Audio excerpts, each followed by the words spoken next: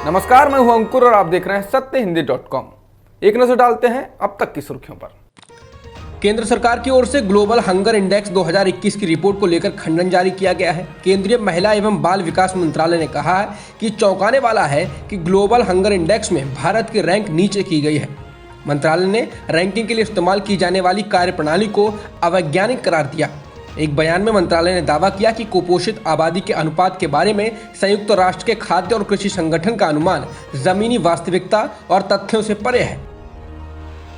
Global hunger index यानी भुखमरी सूचकांक 2021 में भारत 116 देशों की सूची में 94वें स्थान से फिसल कर 101वें स्थान पर पहुंच गया है।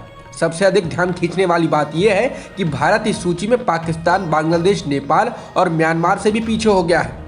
पाकिस्तान 92वें, नेपाल और बांग्लादेश 76वें और म्यांमार 71वें स्थान पर है। हंगर इंडेक्स ये दिखाता है कि देशों में भुखमरी की स्थिति सुधरी है या बदतर हुई है। भारत के 101वें स्थान पर गिरने का मतलब साफ है कि भारत में भुखमरी स्तर बढ़ा है। भारत अब अफगानिस्तान, नाइजीरिया और सोमालिया जैसे 15 देशों से ही आगे रह गया है। चीनी मीडिया की ओर से कथित भारतीय घायल सैनिकों के एक वीडियो की सत्यता पर सरकार की चुप्पी पर कांग्रेस ने सवाल उठाए हैं। कांग्रेस प्रवक्ता पवन खेड़ा ने कहा कि हर एक भारतीय के लिए बहुत परेशान करने वाला गलवान का एक वीडियो है जो चीनियों द्वारा जारी किया गया है, जिसमें दिखाया गया है कि हमारे बहादुर सैनिक घायल और चीनियों की कैद में हैं।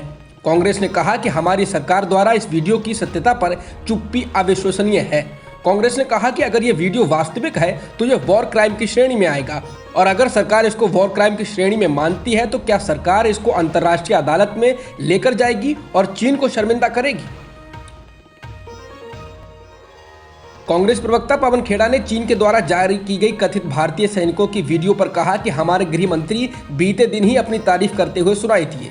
ये एक दूसरे की पीठ थपथपाने की बजाय जवाब दें कि चीन को इन हरकतों की वजह से शर्मिंदा करने के लिए क्या कदम उठाएंगे। कांग्रेस ने कहा कि हमारे ही उपराष्ट्रपति अरुणाचल प्रदेश जाते हैं और चीन आपत्ति करता है, इसकी इतनी हिमाकत कैसे।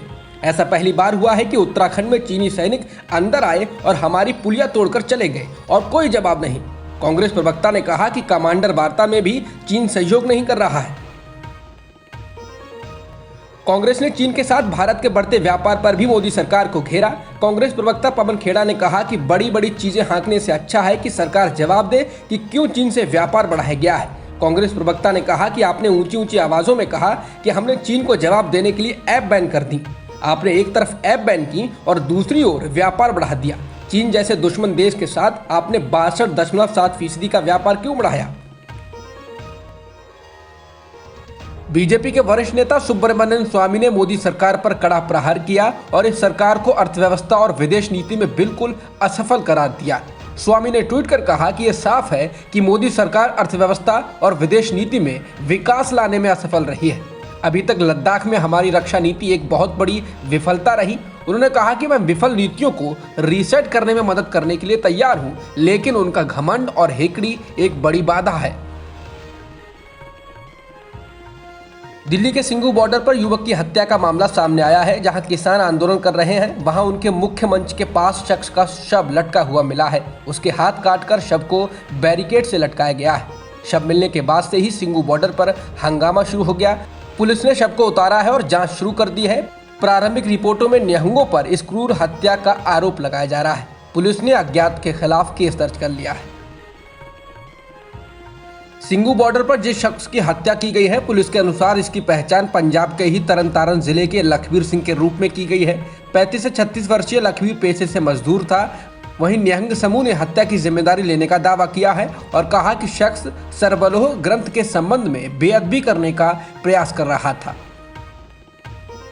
सिंघू बॉर्डर पर प्रदर्शन का नेतृत्व कर रहे संयुक्त किसान मोर्चा ने वहां एक शख्स की हत्या के मामले से खुद को अलग कर लिया। संयुक्त किसान मोर्चा ने अपने बयान में कहा कि मौके पर एक निहंग समूह ने जिम्मेदारी लेने का दावा किया है, ये कहते हुए कि यह घटना मृतक के सरबलोह ग्रंथ के संबंध में बेअदबी करने के प्रयास के कारण हुई। संयुक्त किसान मोर्चा इस निर्मम हत्या की निंदा करता है और यह स्पष्ट करना चाहता है कि दोनों पक्षों निहंग समूह और मृतक का संयुक्त किसान मोर्चा से कोई संबंध नहीं है। संयुक्त किसान मोर्चा ने सिंघू बॉर्डर पर हुई हत्या और धार्मिक ग्रंथ की बेअदबी करने के प्रयास को लेकर कहा कि मोर्चा किसी भी धार्मिक पाठ या प्रतीक की बेअदबी के खिलाफ है, लेकिन ये किसी को भी कानून अपने हाथ में लेने का अधिकार नहीं देता है। हम मांग करते हैं कि हत्या और बेअदबी के पीछे साजिश के आरोप की जांच कर दोषियों को कानून के मुताबिक सजा दी जाए।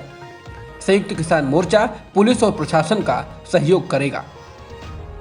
छत्तीसगढ़ के जशपुर जिले में दुर्गा विसर्जन करने जा रहे लोगों को तेज रफ्तार कार ने कुचल दिया। ये घटना लखीमपुर खीरी में किसानों को कार से कुचलने की वारदात की याद दिलाती है। इस घटना में एक की मौत हो गई जबकि दर्जन भर से ज्यादा लोग घायल हो गए हैं। गुस्साए लोगों ने कई गाड़ियों में आग लगा दी और ड्राइवर की जमकर पिटाई की।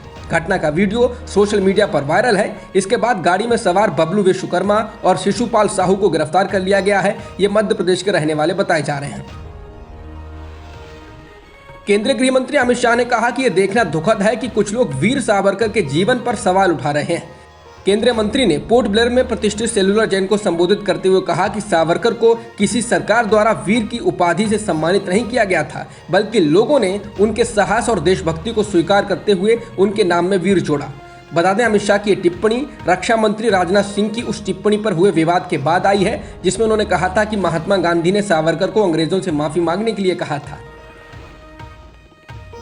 पेट्रोल और डीजल की कीमतों में एक बार फिर बढ़ोतरी की गई है। इस बार पेट्रोल और डीजल की कीमतों में 35 पैसे की बढ़ोतरी की गई, जिसके बाद दिल्ली में पेट्रोल की कीमत 105 रुपए 14 पैसे हो गई है और डीजल की कीमत 93 रुपए 87 पैसे प्रति लीटर हो चुकी है। इसके अलावा मुंबई में पेट्रोल की कीमत 111 रुपए के पार हो गई और डीजल की कीमत 101 रुपए 78 पैसे प्रति लीटर हो चुकी है। कोलकाता में पेट्रोल 105 रुपए 76 पैसे बिक रहा है और डीजल 96 रुपए 98 पैसे प्रति लीटर बिक रहा है।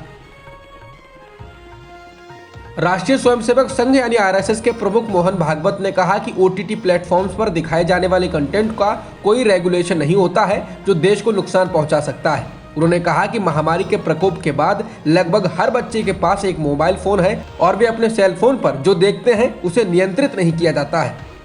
वे महाराष्ट्र के नागपुर में विजयादशमी मनाने के एक समारोह में बोल रहे थे।